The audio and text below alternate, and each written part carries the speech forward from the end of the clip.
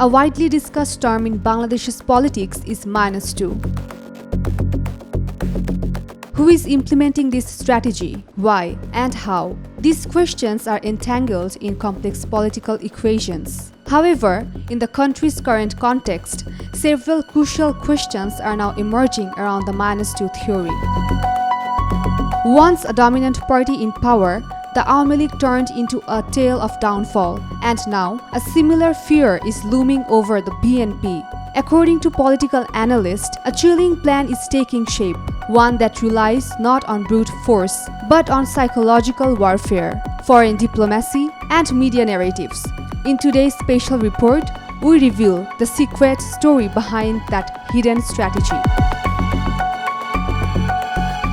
BNP is currently the biggest political force on Bangladesh's political stage. However, after allegations emerged recently that some of its leaders and activists were involved in criminal incidents, questions have been raised about whether the party's members are becoming increasingly reckless. Although, since the fall of the Awami League government on August 5th last year, BNP has taken various organizational disciplinary actions against many of its leaders and activists at different levels following their names coming up in various criminal activities. Despite this, allegations of attacks, land grabbing, extortion, and exerting influence over police stations continue to surface from different parts of the country. While the general public tends to see these incidents at face value, political analysts suggest there is more to it than meets the eye. According to them, in the current political context of the country, there is a conspiracy to create various issues and muddy the overall situation. Simply put, a certain group is bent on creating a state of anarchy in the country. Many believe this sinister attempt is actually part of a plot to minus BNP 2, after Awami League was already sidelined. In their view, the first target was the Awami League, the People's Uprising, the controversy over Bakshal. All this combined to make Sheikh Mujib's political legacy a matter of debate. There was a time when openly supporting the Awami League was considered risky.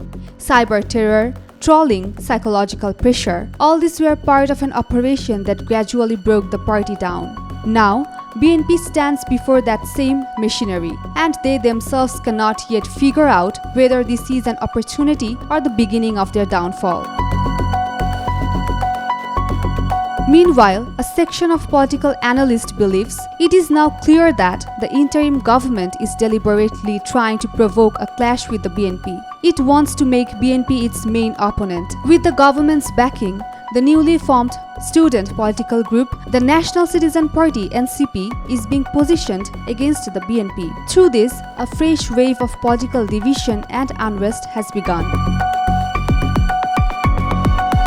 Not only that, but many believe that what's happening in Bangladesh now is nothing but a reform drama. But it has become quite evident that this so-called reform drama is mainly aimed at making the election uncertain. Through this farce of reform, an election charade is being staged. The government's lack of interest in holding an election is actually part of its depoliticization plan.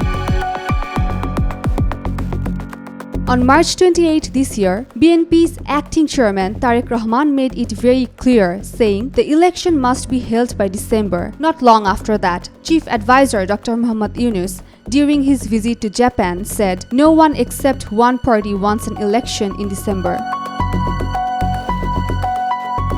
But how accurate is the chief advisor's statement? Because most of the country's 49 registered political parties want the election to be held by December. Over 100 parties across the political spectrum support holding elections within December. Jamaat and Hifazat also want elections by February next year. The only party not wanting elections is the NCP. So is the government giving importance solely to NCP's wishes? Yet, NCP is still not a registered political party. All in all, the same question keeps coming up. Is the government implementing its depoliticization formula by putting NCP at the forefront?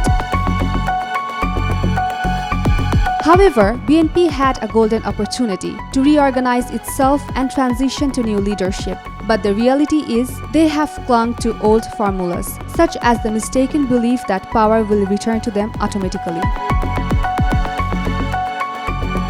BNP ignored the caretaker government's red signals. They underestimated a weak enemy as harmless. But although this government lacked numbers, it was backed by international connections, media strategies, and patrons like Alex Soros. During this time, BNP made another mistake. They gave their enemies a platform and publicity.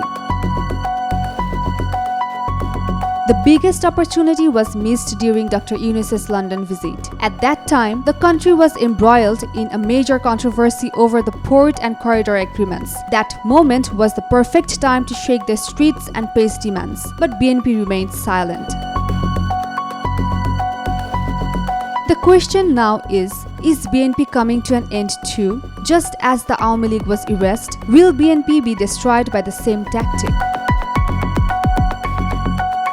There is only one way to survive: change the course. BNP must do whatever scares the government the most, because the government knows BNP's strength lies in the field, in minds, and in people's heart. The government is terrified by statements from Rumin Farhana and Gholam Maula Rani. They know that with just one mistake, everything could be turned upside down.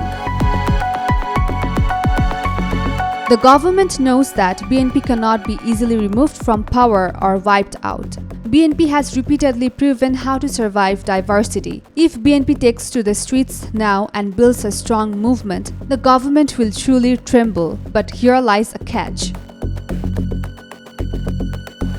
That work is not possible with the old leadership. BNP must let go of those tired faces who cannot inspire the people. What they need is energy, vision, clarity, and relentless struggle. They need a new generation like Ishraq Hussain, someone who has the courage to speak, who can lead and keep the fight going. Without bold young leaders, BNP will truly come to an end. There is only one question. Will BNP learn from the fall of the Awami League, or will it fall into the same trap? Time is not yet over, but the clock is ticking fast. Both time and opportunity are now limited. Desk Report, Daily Sun. For more updates, follow us on Facebook. Subscribe our YouTube channel. Get the latest update on www.daily-sun.com.